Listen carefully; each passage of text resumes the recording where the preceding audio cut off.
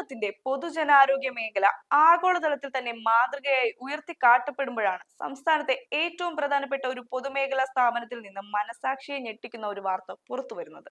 Thiruvananthapuram medical കോളേജിൽ bike അപകടത്തെ തുടർന്ന് ചികിത്സയിലായിരുന്ന പാരിപ്പള്ളി സ്വദേശി രാജേന്ദ്ര പ്രസാദിന്റെ ശസ്ത്രക്രിയ കഴിഞ്ഞ കാലിൽ പുഴുവരിച്ച നിലയിൽ കണ്ടെത്തിയ സംഭവം അത്യന്തം ഗൗരവമേറിയ ഭരണപരവും മാനുഷികവുമായ ഒരു വീഴ്ചയാണ്.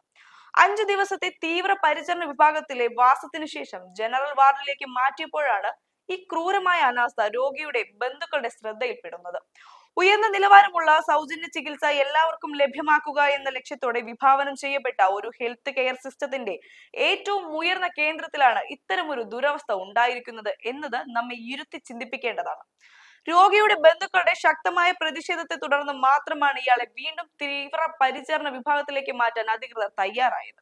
ഈ ഒരു സംഭവം കേവലം ഡ്യൂട്ടിയിൽ ഉണ്ടായിരുന്ന ജീവനക്കാരുടെ വ്യക്തിപരമായ ഒരു അശ്രദ്ധ എന്നതിനപ്പുറം മെഡിക്കൽ കോളേജ് പോലുള്ള വൻകിട സർക്കാർ ആശുപത്രികളുടെ അഡ്മിനിസ്ട്രേറ്റീവ് മേൽനോട്ടത്തിലും മോണിറ്ററിംഗ് സംവിധാനത്തിലും വന്നിട്ടുള്ള വലിയൊരു ഘടനാപരമായ പാളിച്ച എന്നാണ് കാണിക്കുന്നത്.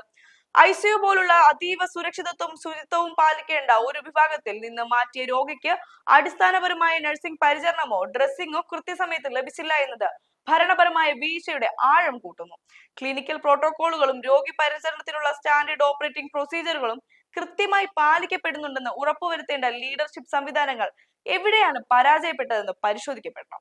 ഒരു ജനാധിപത്യ സർക്കാരിന്റെ ഏറ്റവും പ്രധാനപ്പെട്ട ഉത്തരവാദിത്വം ജനങ്ങളുടെ ജീവനും സ്വത്തിനും ആരോഗ്യത്തിനും സംരക്ഷണം നൽകുക എന്നതാണ്.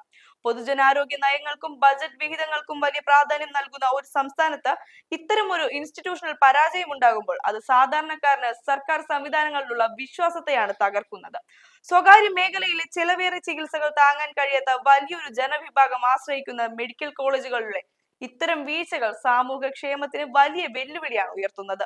ഇതിന്റെ ആഘാതം കേവലം ഒരു മെഡിക്കൽ വിഭാഗത്തിൽ ഒതുങ്ങുന്നതല്ല, മറിച്ച് സംസ്ഥാനത്തിന്റെ ഹെൽത്ത് അഡ്മിനിസ്ട്രേഷന്റെയും പബ്ലിക് വെൽഫെയർ സ്കീമുകളുടെയും കാര്യക്ഷമതയാണ് ഇത് നേരിട്ട് ബാധിക്കുന്നത്. ഇത്തരം സന്ദർഭങ്ങളിൽ കക്ഷി രാഷ്ട്രീയ താല്പര്യങ്ങൾക്കപ്പുറം വ്യവസ്ഥാപിതമായ ഉത്തരവാദിത്വം ഉറപ്പാക്കുകയാണ് ഒരു ബോധപൂർവമായ ജനാധിപത്യ സമൂഹം ചെയ്യേണ്ടത്. താൽക്കാലികമായി ചില ജീവനക്കാരെ സസ്പെൻഡ് ചെയ്തത് കൊണ്ട് മാത്രം തീരുന്നതല്ല ഇത്തരം വലിയ സിസ്റ്റമിക് പ്രശ്നങ്ങൾ. സർക്കാർ ആശുപത്രികളിലെ രോഗി ജീവനക്കാരുടെ അനുപാതം പുനർനിർണയിക്കാനും സൂപ്പർവിഷൻ ശക്തമാക്കാനും ക്ലിനിക്കൽ ഓഡിറ്റിംഗ് നിരന്തരം നടത്താനും നിയമനിർമ്മാണ സഭകളും ഭരണകൂടവും തയ്യാറാകണം. രാഷ്ട്രീയമായ കുറ്റപ്പെടുത്തലുകൾക്കപ്പുറത്ത് ഇൻസ്റ്റിറ്റ്യൂഷണൽ അക്കൗണ്ടബിലിറ്റി ഉറപ്പാക്കാൻ ശക്തമായ നിയമനിർമ്മാണവും ഭരണ പരിഷ്കാരങ്ങളുമാണ് ഇവിടെ ഉണ്ടാകേണ്ടത്. ഒരു ഉത്തരവാദിത്വമുള്ള പൗരൻ എന്ന നിലയിൽ ഈ വിഷയത്തിൽ ഭരണകൂടത്തിന്റെ ഭാഗത്തു നിന്നുണ്ടാകേണ്ട ശാശ്വതമായ പരിഹാരങ്ങളെ കുറിച്ച് നിങ്ങൾ എങ്ങനെയാണ് ചിന്തിക്കുന്നത്?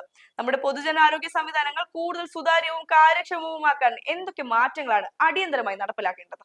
ജനാധിപത്യപരമായ ആരോഗ്യകരമായ ഒരു ചർച്ചയ്ക്കായി നിങ്ങളുടെ നിർണായകമായ അഭിപ്രായങ്ങളും നിർദ്ദേശങ്ങളും താഴെ കമന്റ് ബോക്സിൽ രേഖപ്പെടുത്തുക. ഈ വീഡിയോ മറ്റുള്ളവരിലേക്ക് പങ്കുവയ്ക്കുക.